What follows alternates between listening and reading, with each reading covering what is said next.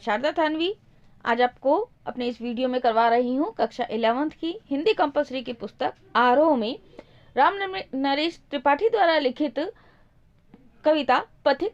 पथिक इनका खंड काव्य है, जिसमें से इनके खंड काव्य के पहले सर्ग से ली गई संकलित कविता है हमारे पास में पथिक।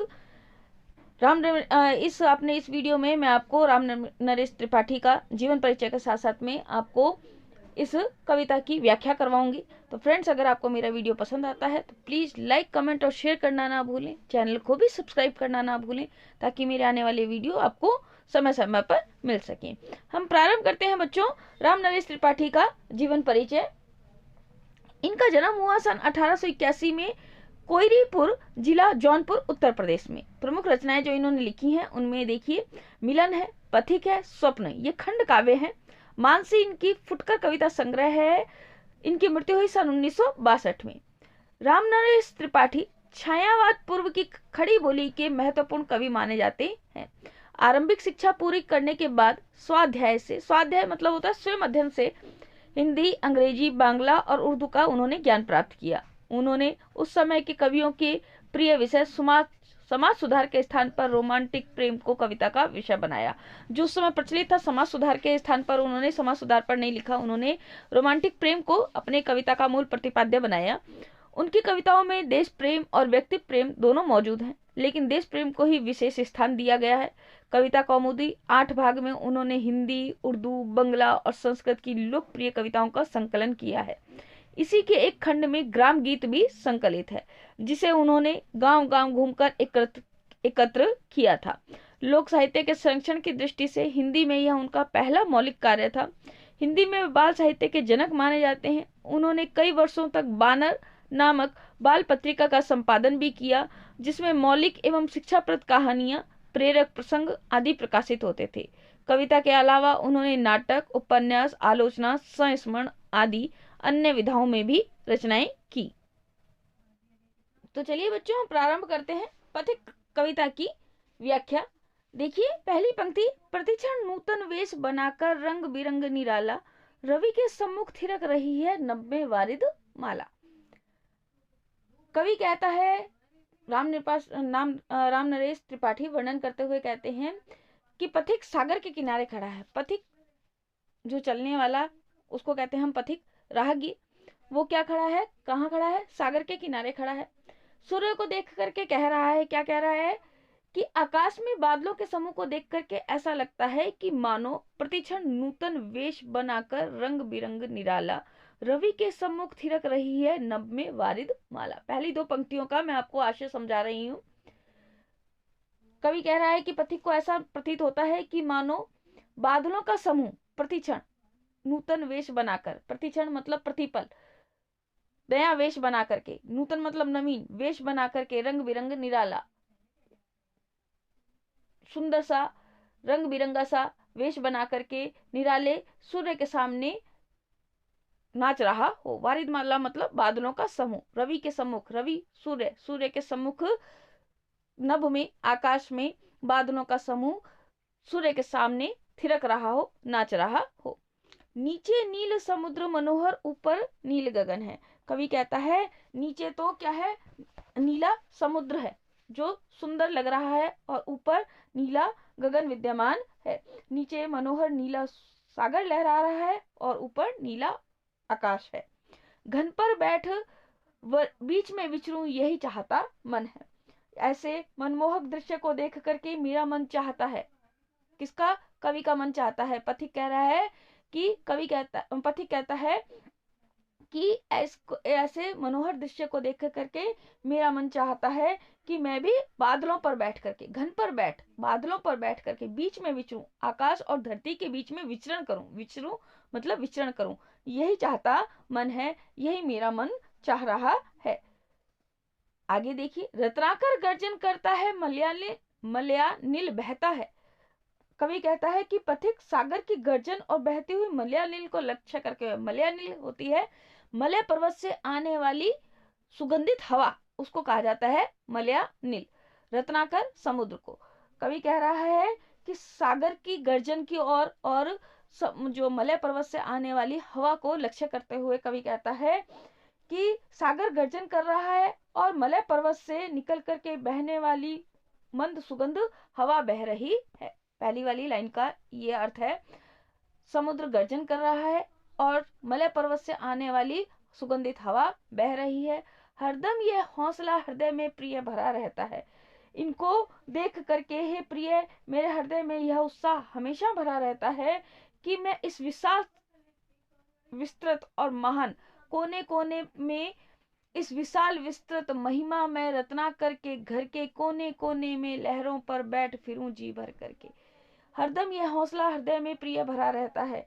कवि कहता है कि इन्हें देख करके प्रिय, मेरे हृदय में यह उत्साह हमेशा भरा रहता है कि मैं इस विशाल विस्तृत महिमा में महान सागर रूपी घर के, रत्नाकर के घर के महान सागर रूपी घर के कोने कोने में जाऊं, कोने कोने में लहरों पर बैठ फिरूं जी भर के, कोने कोने में जाऊं और इसकी लहरों में बैठकर जी भर के इसमें घूमूं।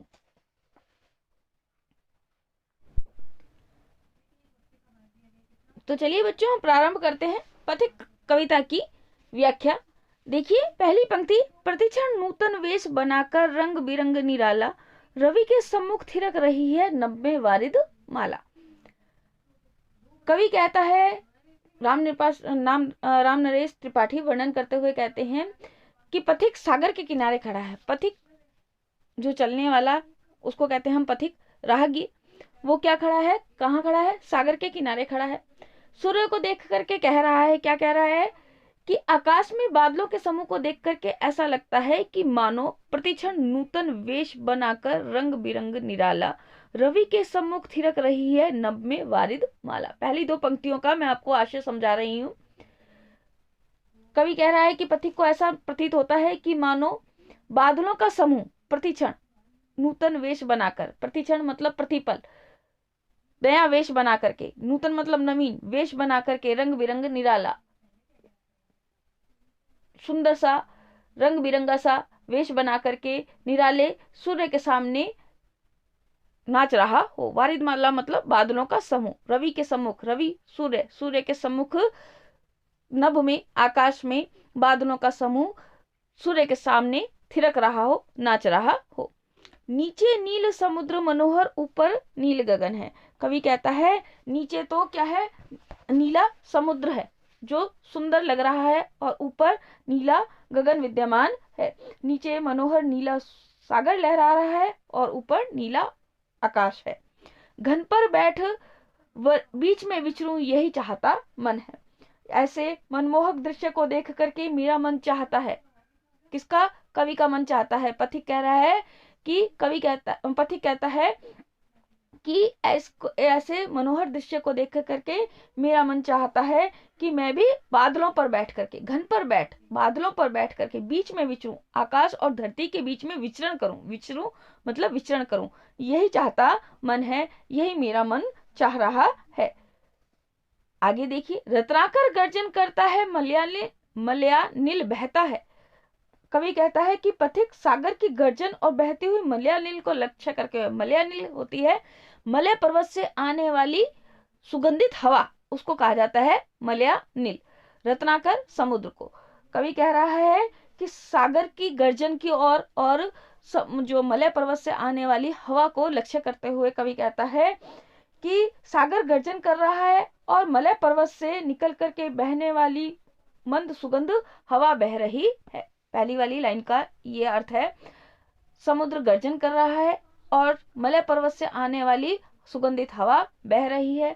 हरदम यह हौसला हृदय में प्रिय भरा रहता है। इनको देख करके हे प्रिय, मेरे हृदय में यह उत्साह हमेशा भरा रहता है कि मैं इस विशाल, विस्तृत और महान कोने कोने में, इस विशाल विस्तृत महिमा में रत्नाकर के घर के कोने कोने में लहरों पर बैठ फिरूं जी भर करके। हरदम यह हौसला हृदय में प्रिय भरा रहता है। कवि कहता है कि इन्हें देख करके प्रिय, मेरे हृदय में यह उत्साह हमेशा भरा रहता है कि मैं इस विशाल विस्तृत, इस विशाल विस्तृत महिमा में महान सागर रूपी घर के, रत्नाकर के घर के महान सागर रूपी घर के कोने कोने में जाऊं, कोने कोने में लहरों पर बैठ फिरूं जी भर के, कोने कोने में जाऊं और इसकी लहरों में बैठकर जी भर के इसमें घूमूं। आगे की पंक्ति देखिए, निकल रहा है जल निधि तल पर दिनकर बिंब अधूरा, कमला के कंचन मंदिर का मानो कांत कंगूरा। इन दो पंक्तियों की व्याख्या देखिए। कवि पथिक कहने लगता है कि देखो सामने सागर तल पर निकलते हुए सूर्य की अधूरी प्रतिछाया उभर रही है, अर्थात आधा सूर्य सागर के तल पर है और आधा सूर्य सागर की ओट में है। पहली पंक्ति को इसका अर्थ है ये, निकल रहा है जलनिधि तल पर, सूर्य के तल के ऊपर, दिनकर बिंब अधूरा, दिनकर मतलब सूर्य का प्रतिछाया, बिंब, दिनकर बिंब मतलब सूर्य की प्रतिछाया अधूरी, आधी निकल रही है। उसको देख करके ऐसा प्रतीत होता है कि मानो आधा सूर्य तो समुद्र तल के ऊपर है और आधा सूर्य समुद्र के अंदर है। कमला के कंचन मंदिर का मानो कांत कंगूरा, इसके इस रूप को देख करके ऐसा लग रहा है मानो यह लक्ष्मी के सुनहरे मंदिर का चमकता हुआ सुंदर कंगूरा है। कमला लक्ष्मी को पर्यायवाची है, कंचन मंदिर सोने का मंदिर, कमला के कंचन मंदिर का मानो कांत कंगूरा, कांत मतलब सुंदर, कंगूरा होता है जो मंदिर होते हैं उनके ऊपर का सुंदर गुंबद, उसको कहते हैं कंगूरा। महल के ऊपर का गुंबद होता है, किसी मंदिर के ऊपर का गुंबद होता है, उसको कहते हैं कंगूरा। तो कमला इसको सूर्य को प्रतिछाया को देख करके ऐसा प्रतीत होता है जैसे कि यह कमला यानी कि लक्ष्मी के सुंदर महल, सोने के महल का यह मानो सुंदर गुंबद के रूप में विद्यमान हो। अर्थात समुद्र क्या है, लक्ष्मी का सुंदर महल है और चमकता हुआ सूर्य उसका उज्जवल गुंबद है। लाने को निज पुण्य भूमि पर लक्ष्मी की असवारी, रत्नाकर ने निर्मित कर दी स्वर्ण सड़क अति प्यारी। अब इसको देख करके कैसा प्रतीत होता है, मानो लक्ष्मी जी की सवारी को इस पुण्य भूमि पर लाने के लिए, लाने को निज पुण्य भूमि पर लक्ष्मी की असवारी, असवारी मतलब सवारी, इसको देख करके ऐसा प्रतीत होता है कि मानो इस पुण्य भूमि पर लक्ष्मी जी की सवारी को लाने के लिए रत्नाकर ने, स्वयं समुद्र ने निर्मित कर दी स्वर्ण सड़क अति प्यारी, स्वयं सागर रूपी देवता ने बहुत ही सुंदर सोने के मार्ग का निर्माण कर दिया हो। आगे देखिए, निर्भय दृढ़ गंभीर भाव से गरज रहा सागर है। आगे पथिक कहता है देखो सामने सागर, निडर, निर्भय मतलब निडर, दृढ़ मतलब स्थिर और गंभीर भाव से पूरित होकर के गर्जना कर रहा है। निर्भय दृढ़ गंभीर भाव से गरज रहा सागर है। वायु लहरों पर लहरों का आना सुंदर अति सुंदर है। वायु जब चल रही है तो वायु के प्रवाह से एक लहर के पीछे दूसरी लहर भी आ रही है। इस क्रम का जो दृश्य है वो बहुत सुंदर दिखाई पड़ रहा है। कहो यहाँ से बढ़कर सुख क्या पा सकता है प्राणी, अनुभव करो हृदय से है अनुराग भरी कल्याणी। अब देखिए पहले दूसरी ये अंतिम लाइन का जो अर्थ है वो देखिए, अनुभव करो हृदय से है अनुराग भरी कल्याणी। पथिक अपनी प्रिया को संबोधित करते हुए कहता है कि हे प्रेम में कल्याणी, अनुराग भरी कल्याणी, हे प्रेम में कल्याणी, तुम अनुभव करो इस संसार के सौंदर्य को, अपने हृदय से अनुभव करके बताओ। अनुभव करो हृदय से, किसको किसको अनुभव करना है, इस संसार के सौंदर्य को अनुभव करना है। इस संसार के सौंदर्य को अपने हृदय से अनुभव करो कि क्या इस संसार में इससे बढ़कर के भी कहीं कोई क्या प्राणी सुख पा सकता है। कहो यहाँ से बढ़कर सुख क्या पा सकता है प्राणी, इस संसार में इससे बढ़कर के भी कहीं क्या कोई सुख पा सकता है। नहीं, कोई भी नहीं पा सकता, क्योंकि इस संसार में प्राकृतिक सुख से बढ़कर के कोई दूसरा बड़ा सुख ही नहीं है। तो इस प्रकार हमने अभी तक दो छंदों की व्याख्या की है। आगे देखिए, जब गंभीरतम अर्ध निशा में जग को ढक लेता है, कवि वर्णन करते हुए कहता है जब अर्धरात्रि में, जब गंभीरतम अर्धरात्रि में जग को ढक लेता है। अर्धनिशा मतलब अर्धरात्रि में, तम मतलब अंधेरा। तो कवि वर्णन करते हुए कहता है जब अर्धरात्रि में अंधेरा चारों ओर से घनघोर रूप से छा जाता है, मतलब पूरी रात्रि संसार को ढक लेती है। अंतरिक्ष की छत पर तारों को छिटका देता है। अंतरिक्ष कहते हैं धरती और आकाश के बीच की जो खुली जगह है उसको कहते हैं अंतरिक्ष। तो अंतरिक्ष की छत पर तारों को छिटका देता है। ऐसी स्थिति में जब अंधेरा आकाश की छत पर जगमग करते हुए तारों को छिटका देता है, आकाश की छत पर, अंतरिक्ष की छत पर, आकाश की छत पर जब अंधेरा तारों को छिटका देता है, सस्मित वदन जगत का स्वामी मृदु गति से आता है। सस्मित मतलब, सस्मित का अर्थ होता है मुस्कुराता हुआ, वदन का मतलब होता है मुख। तो सस्मित मुस्कुराते हुए मुख से जगत का स्वामी मृदु गति से आता है। जगत का स्वामी किसको कहते हैं बच्चों? सूर्य को। जगत का स्वामी, ऐसे में जगत का स्वामी सूर्य सस्मित वदन मतलब हंसते हुए मुख से मृदु गति से आता है, धीरे धीरे आता है। ऐसे समय में तब इस संसार का स्वामी सूर्य मुस्कुराते हुए मुख से धीरे धीरे आता है, तट पर खड़ा गगन गंगा के मधुर गीत गाता है और आकाश गंगा के किनारे पर खड़ा होकर के, अर्थात आकाश गंगा के सौंदर्य को देख करके मन भावन गीत गाता है। उससे ही विमुग्ध हो नभ में चंद्र विहंस हंस देता है। इसी सूर्य के आगमन से आकाश में चंद्रमा भी विमुग्ध होकर हंसने लगता है। उससे ही विमुग्ध हो नभ में चंद्र विहंस हंस देता है। इसी सूर्य के आगमन से आकाश में चंद्रमा भी विमुग्ध होकर के हंसने लगता है। वृक्ष विविध पत्तों पुष्पों से तन को सज लेता है। वृक्ष भी तरह तरह के पत्तों और फूलों से अपने शरीर को सजा करके खड़े हो जाते हैं। वृक्ष विविध पत्तों पुष्पों से तन को सज लेता है। सूर्योदय के आने से वृक्ष भी सुंदर सुंदर पुष्पों से, पत्तों से पल्लवित होकर के अपने तन को सजा करके खड़े हो जाते हैं। पक्षी हर्ष संभाल न सकते मुग्ध चहक उठते हैं। पक्षी भी सूर्योदय पर आने पर अपने हर्ष को नहीं संभाल पाते, अपनी प्रसन्नता को नहीं संभाल पाते और मुग्ध होकर के, प्रसन्न होकर के चहकने लगते हैं। फूल सांस लेकर सुख की सानंद महक उठते हैं और सूर्योदय होने पर फूल भी सुख की सांस का अनुभव करके आनंदित होकर के महकने लगते हैं। कहने का भाव यह है बच्चों, यहाँ पर सूर्योदय काल में प्रकृति में भी परिवर्तन आने लगते हैं, इसीलिए सब प्रसन्नता से पूरित हो जाते हैं। प्रसन्नता से पूरित होकर के सभी में आनंद का प्रवाह होने लगता है। आगे की दो पंक्तियां देखिए। वन उपवन गिरी सानु कुंज में मेघ बरस पड़ते हैं। पथिक कहता है कि प्रकृति में चल रही प्रेम लीला को देख करके, प्रेम लीला किसकी हो रही है बच्चों? देखिए, सूर्योदय से पूर्व आकाश गंगा के तारों का जगमगाना, प्रकृति में चल रही प्रेम लीला किसमें हो रही है? सूर्योदय और किसमें? अंधेरे में। सूर्योदय से पूर्व आकाश गंगा के तारों का जगमगाना, चंद्रमा का हंसना, वृक्षों का सजना, पक्षियों का चहकना और फूलों का महकना, ये सारी की सारी एक प्रेम लीला के रूप में कवि ने चित्रित किया है। इसको देख करके क्या हो रहा है?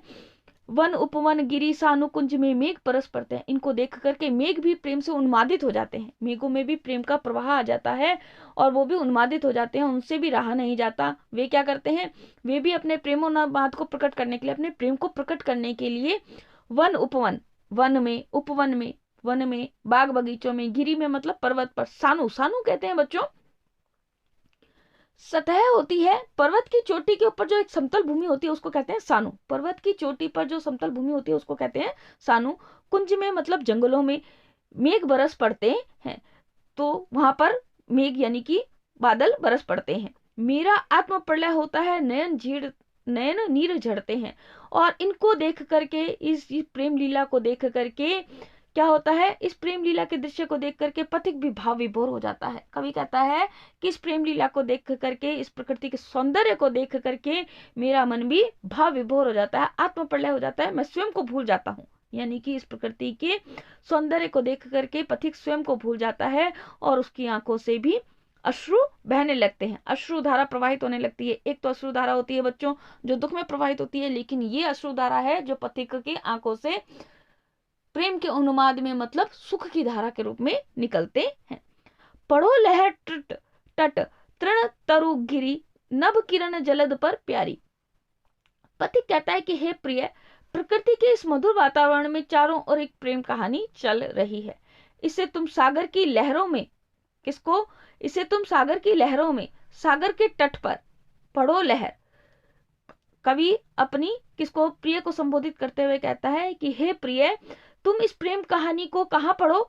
सागर की लहरों में पढ़ो, लहर पर, तट पर, सागर के तट पर पढ़ो। तृण यानी कि तिनकों पर पढ़ो, तरु यानी कि पेड़ों पर पढ़ो, गिरी मतलब पहाड़ों में पढ़ो, नभ आकाश में पढ़ो, किरण सूर्य की किरणों पे पढ़ो, जलद पर प्यारी और बरसते हुए बादलों में इस प्रेम कहानी को पढ़ो। लिखी हुई यह मधुर कहानी विश्व विमोहन प्यारी, यह प्रेम लीला सारे संसार को मोहित करने वाली रूप में छाई हुई है, इसे तुम अनुभव करो। यह कहानी तो पूरे विश्व में छाई हुई है, विश्व को विमोहित करने वाली है, विश्व को विमुग्ध करने वाली है, इसे तुम पढ़ो। आगे की देखिए, कैसी मधुर मनोहर उज्जवल है यह प्रेम कहानी। कवि कहता है कि सूरज और सागर की यह प्रेम कहानी कितनी मधुर मनोहर और उज्जवल है। कैसी मधुर मनोहर उज्जवल है यह प्रेम कहानी। कवि कहता है, पथिक कह रहा है कि सूरज और सागर की यह प्रेम कहानी कितनी मधुर मनोहर और उज्जवल है। जी में है अक्षर बन इसके बनू विश्व की बानी। इसको देख करके मेरे मन में आता है, जी में है यानी कि पति कह रहा है मेरे मन में आता है कि मैं इसे अपने शब्दों में ढालूं, इसे अपने शब्दों में व्यक्त करूं और उस प्रेम पूर्ण वाणी को सारा संसार सुने। जी में है अक्षर बन इसके बनू विश्व की बानी, और मैं इसको अपने शब्दों में व्यक्त करूं और मेरी इस वाणी को सारा संसार सुने। स्थिर पवित्र आनंद प्रवाहित सदा शांति सुखकर है। प्रकृति में हमेशा स्थिर पवित्र मतलब पावन, आनंद को प्रवाहित करने वाली सुखकारी शांति छाई रहती है। आनंद प्रवाहित सदा शांति सुखकर है। आहा प्रेम का राज्य परम सुंदर अतिशय सुंदर है। आहा प्रकृति प्रेम का यह राज्य सुंदर से भी अतिशय सुंदर है। तो इसमें कवि ने राम नरेश त्रिपाठी ने इस कविता में पथिक के माध्यम से प्रकृति का अत्यंत मनोरम चित्रण प्रस्तुत किया है। बच्चों, इस पूरी कविता में अनुप्रास अलंकार और मानवीकरण अलंकार प्रमुख रूप से आए हैं। तो आप जब भी व्याख्या करें इसकी, तो आप इन दोनों अलंकारों को स्पष्ट कर सकते हैं कि मानवीकरण अलंकार आया है और अनुप्रास अलंकार व्यक्त हुआ है। आशा करती हूँ आपको कविता की व्याख्या पूरी अच्छी तरह समझ में आई होगी। अगर आपको मेरा वीडियो पसंद आए तो प्लीज लाइक, कमेंट और शेयर करना बिल्कुल भी ना भूलें। चैनल को भी सब्सक्राइब करना ना भूलें। आज के लिए धन्यवाद।